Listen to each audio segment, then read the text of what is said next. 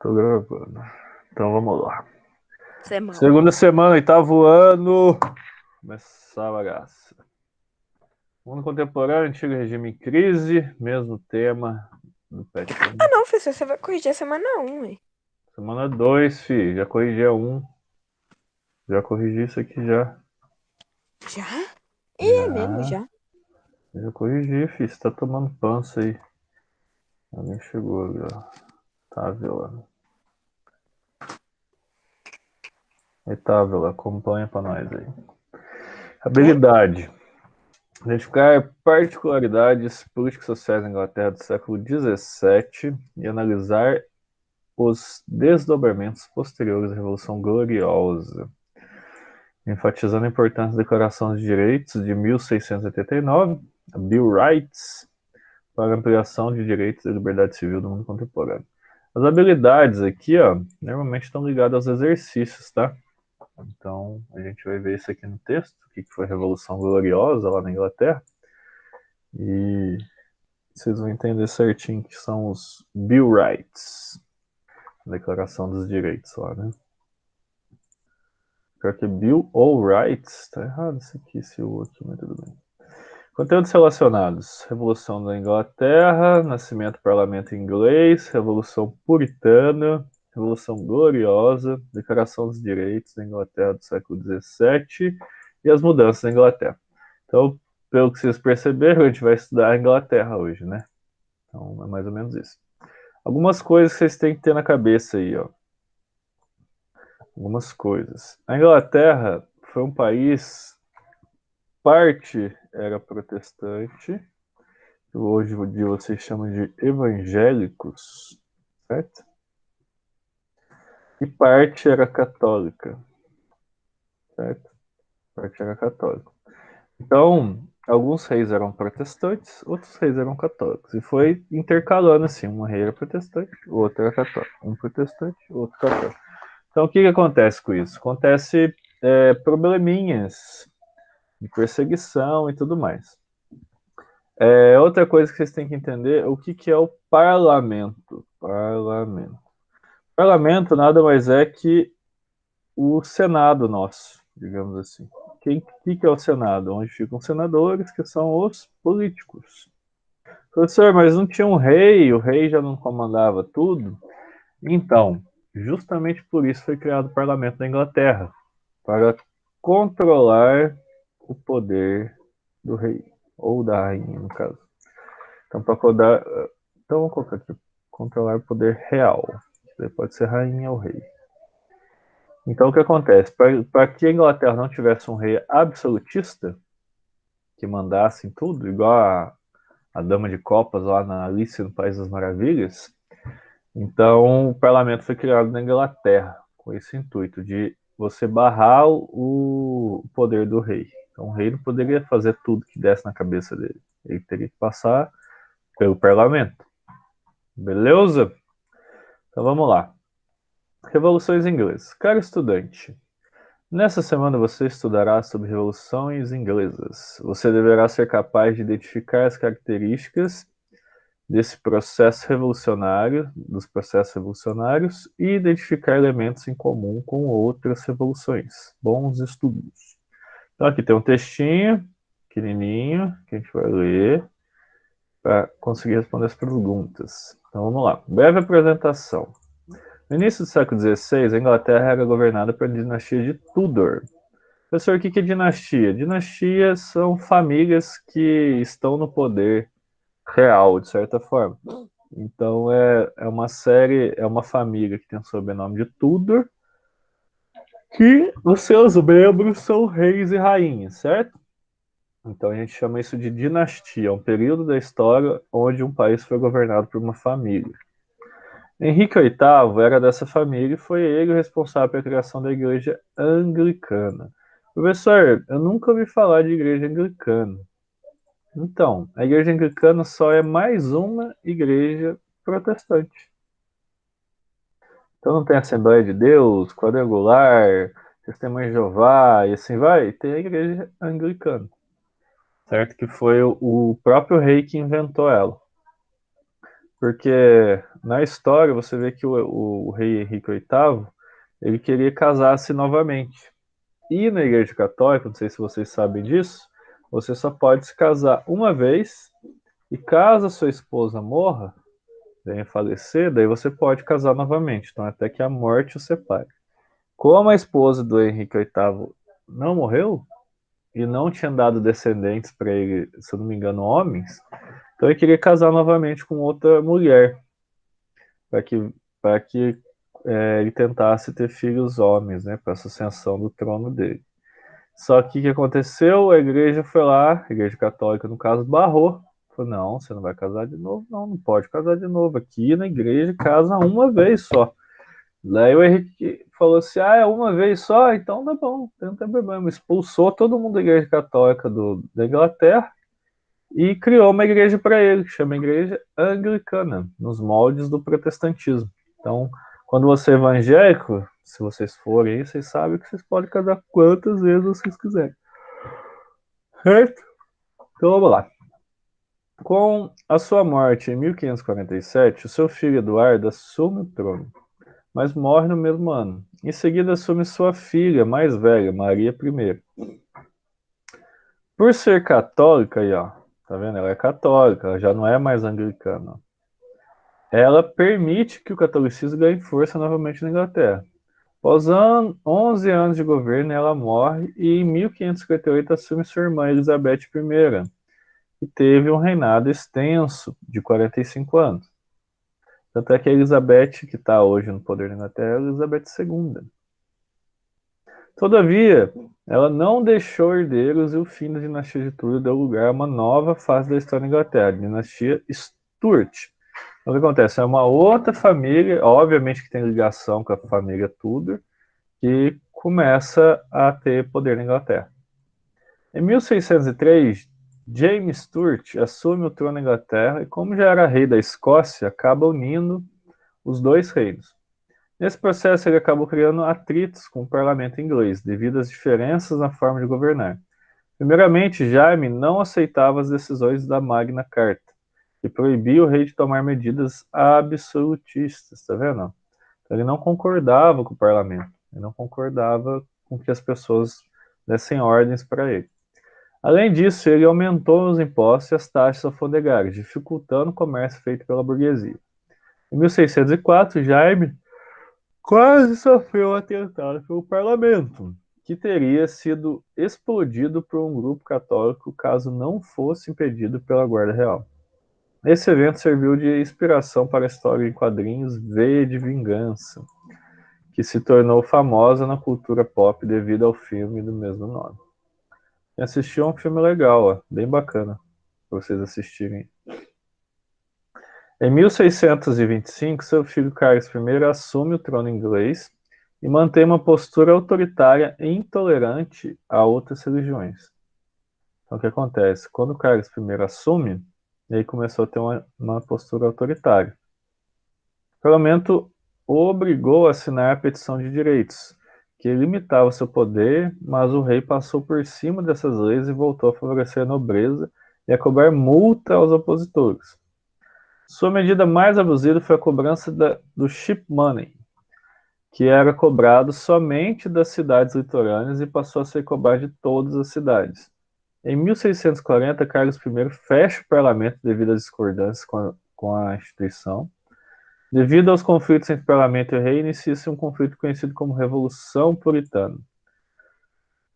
Do lado do rei estavam os cavaleiros, membros da nobreza anglicana e católica. Do outro lado do parlamento estavam os cabeças redondas, que tinham esse nome pois usavam um cabelo curto, ao contrário dos cavaleiros que usavam longas madeixas. Madeixa para quem não sabe é cabelo, tá? Nas primeiras batalhas, os cavaleiros reais ganharam, mas os parlamentares usaram estratégias de nomear os postos do seu exército com base no mérito ao invés de ser por título, o que ficou conhecido como New Model Army, ou exército de um novo tipo. E assim conseguiram vencer batalhas posteriores. Em 1649, Carlos I foi condenado à execução e executado. E o mesmo ano, Oliver Cromwell, líder dos puritanos no parlamento, se torna o Lorde Protetor da Inglaterra e o país torna-se uma república. Então até a Inglaterra já virou uma república, tá igual ao Brasil. Já teve um presidente, ó, Oliver Cromwell. O governo de Cromwell foi também bastante autoritário, dispensou o parlamento, confiscou terras da igreja anglicana, conquistou Escócia e Irlanda e promulgou os atos de navegação. Morre em 1658, seu filho Richard Cromwell assume o trono, mas sem a mesma habilidade que o pai, acaba por abdicar o trono, dando lugar novamente à monarquia. Em 1660, Carlos II, filho de Carlos I, assume o trono inglês no período chamado de Restauração. Ele promete respeitar as leis da petição dos direitos da Carta Magna, com medo da aproximação de Carlos ao rei absolutista Luís XIV, lá da França. O parlamento aprova o Bill of Test, sabia que estava errado, ó, o aqui, que proibia católicos assumirem cargos públicos e criar também uma lei usada até hoje, o habeas corpus, lei que proíbe o abuso de poder e garante as liberdades individuais. Então esse Bill of Test aqui, ó, proibiu os católicos de assumirem cargos públicos e criar também uma lei usada até hoje. Então o que acontece? Isso aqui, ó, era a perseguição dos católicos, tá vendo? Eles já estavam perseguindo os católicos.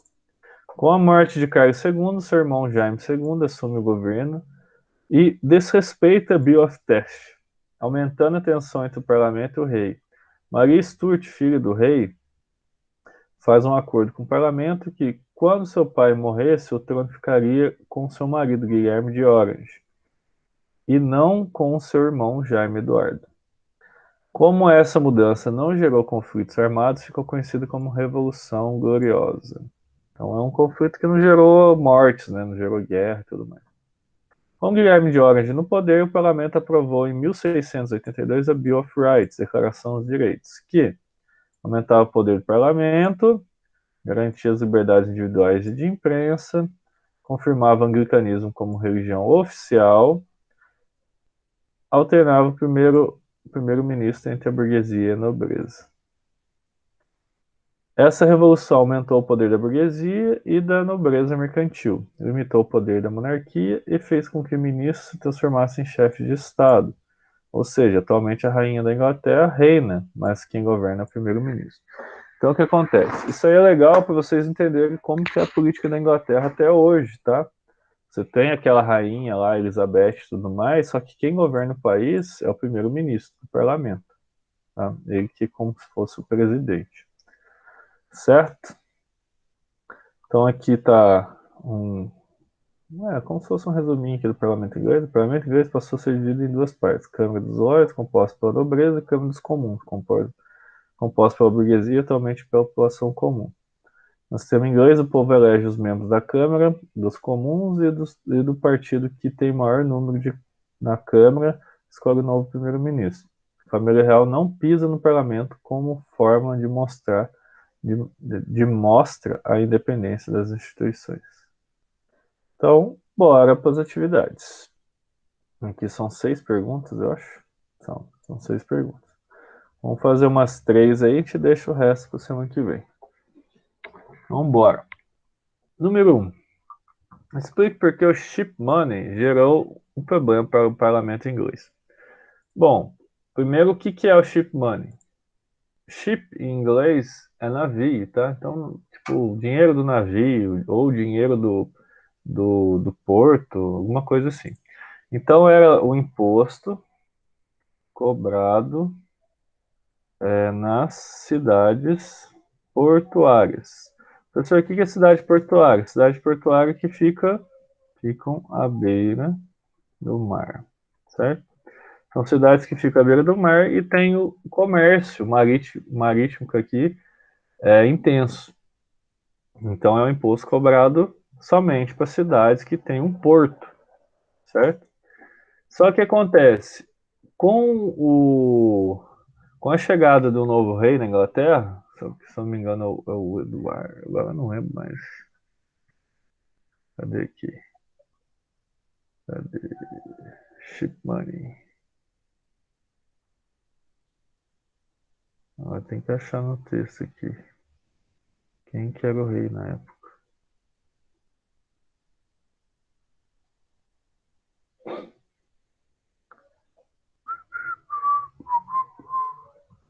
Ah, não vou achar. Agora eu não acho mesmo.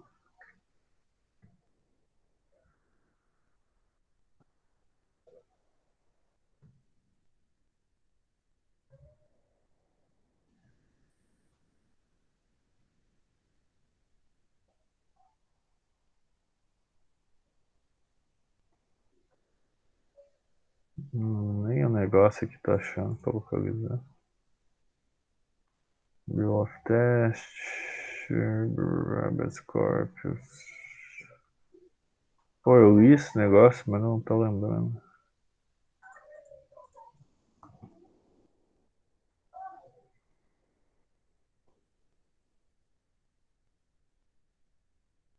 Não, mas não é possível. Eu li o trem, não tô achando mais. Bom, que seja. Vamos voltar lá. Vamos responder a pergunta mais Apareceu. fácil. Não, não apareceu não. Aí fica pesquisando meu documento inteiro e não acho o trem. Ah, deixa quieto. Eu sei a resposta, não tem problema. Então o que acontece aqui, ó? Imposto cobrado nas cidades portuárias, que ficam à beira do mar. O que aconteceu? O novo rei que entrou no poder na Inglaterra, ele instituiu esse imposto para todas as cidades. Então foi o quê? A insatisfação por parte do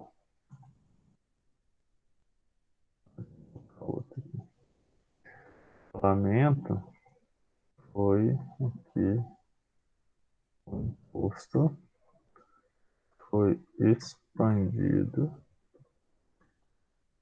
para, para todas as cidades do Reino da Inglaterra. Então o que acontece? Ele aumentou os impostos e isso trouxe insatisfação para o pessoal, né? Ninguém gosta de pagar imposto, né? Esse que é o problema. Tanto é que aqui no Brasil mesmo, quando começa a aumentar os impostos, daí que o negócio começa a ficar feio, né, para os políticos. Começa a aumentar imposto, começa a ficar feio. Alguma pergunta? Não entenderam? Eu Tranquilo? entendi. Então só foi o seguinte, era um imposto para uma cidade e foi para todas as cidades. Bem tranquilo. Não precisa decorar isso também não, tá? Eu não vou dar isso em prova. Posso dar um texto explicando o que é o chip money, né? Mas eu não dou assim, o que foi o chip money? Não dou questão assim não. Se não tiver um textinho, alguma coisa para vocês verem o que é. 2.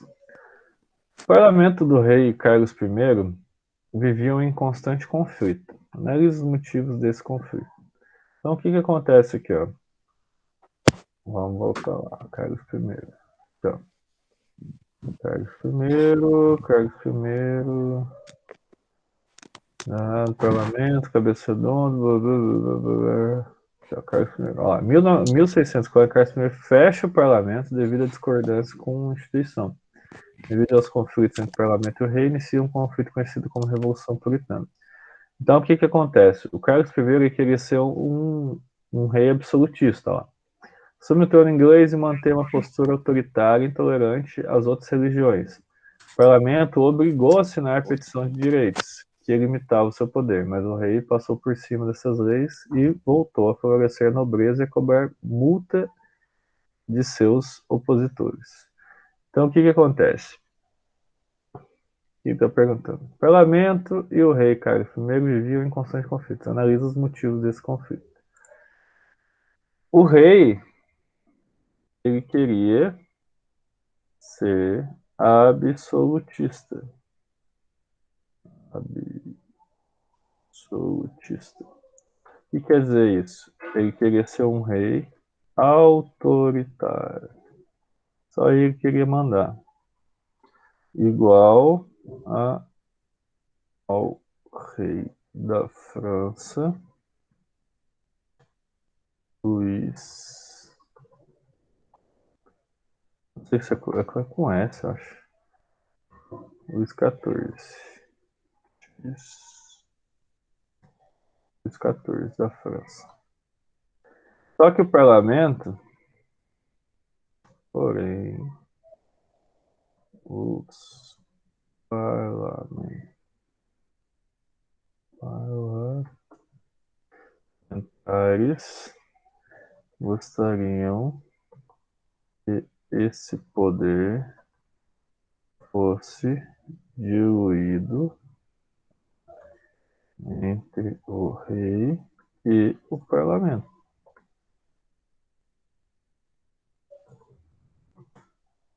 Assim, culminou uma guerra civil chamada, você tem aqui, ó, Revolução Puritana. E agora não sai nada, dá uma tristeza isso. Nossa, dá pau.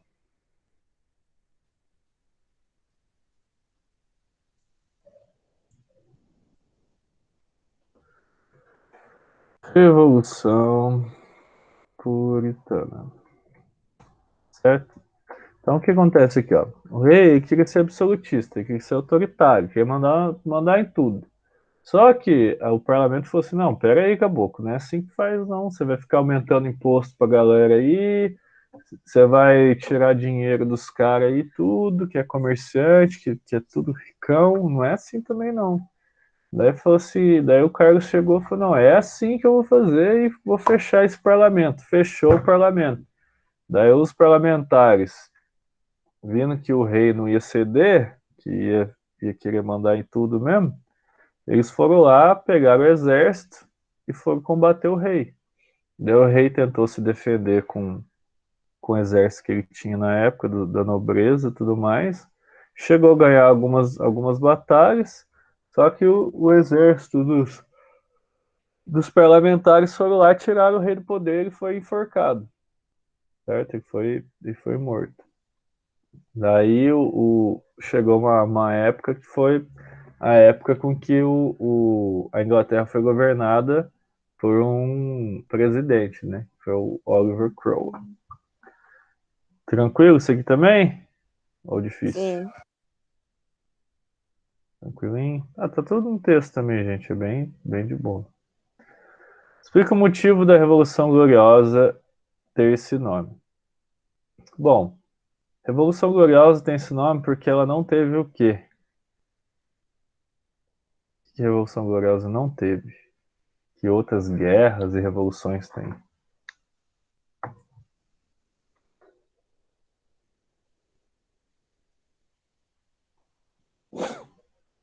E aí?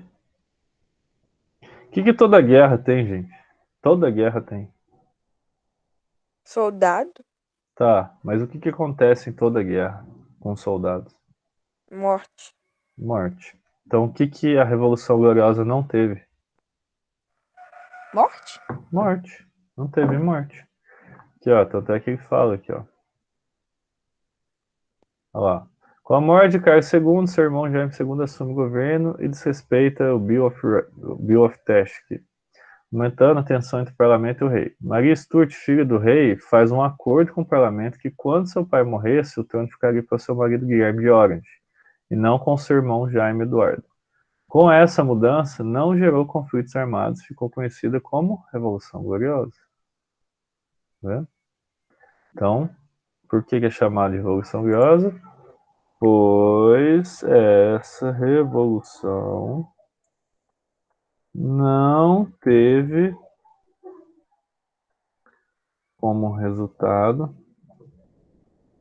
conflitos armados e, consequentemente, não houveram mortes.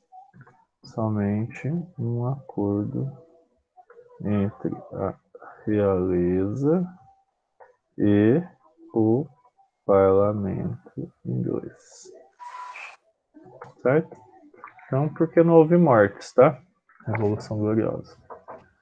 Certinho? Ó, eu vou parar na 3, que daí eu faço a 4, a 5, a 6 depois.